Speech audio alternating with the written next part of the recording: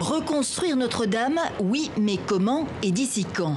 3 jours après l'incendie historique qui a emporté sa charpente de bois 8 centenaires et qui a fragilisé sa structure selon des experts, Notre-Dame se retrouve au centre de la vie politique française et aux petits soins du gouvernement. Mais je pense qu'il est sain que l'État et l'autorité politique et le chef de l'État fixent des objectifs ambitieux. Je veux m'améliorer le plus possible, aller le plus loin possible et montrer la voie aux autres Iraniennes pour qu'elles puissent pratiquer légalement ce sport.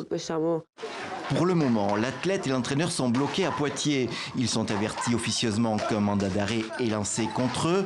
L'Algérie est en apesanteur institutionnelle et il y a pour la première fois un déballage public qui est une division d'un des secteurs clés de l'État, c'est-à-dire le complexe militaro-sécuritaire. Si nous voulons avoir plus de renouvelables et nous passer en même temps des centrales nucléaires ou des centrales au gaz et nous rendre davantage indépendants, nous Européens, du reste du monde et singulièrement de la Russie par exemple, nous devons investir dans une mutualisation intelligente. On ferait d'une pierre 3 coups, transition écologique, développement économique et indépendance géopolitique en énergie un peu plus forte. Quelles sont les différences entre du Kouch, du Haz, de l'Afghan?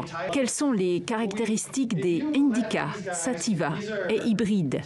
C'est ce que sont venus apprendre ces 6 hommes et 6 femmes en suivant cette formation de sommelier en cannabis. À partir du moment où il n'y a pas de loi, c'est effectivement, on se retrouve dans une situation où il n'y a plus aucun contrôle.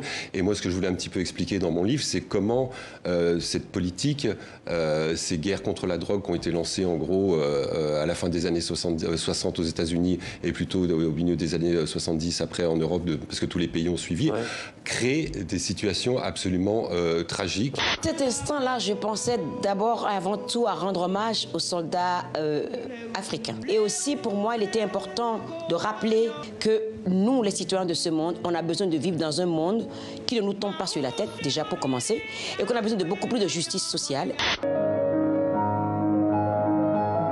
Hauteville House à Guernesey, c'est la maison de l'exil pour Victor Hugo. C'est aussi une œuvre d'art à part entière pour l'écrivain. Le lieu vient d'être rénové après 18 mois de travaux et un seul mot d'ordre, respecter l'état d'esprit de Victor Hugo. Je vous y emmène.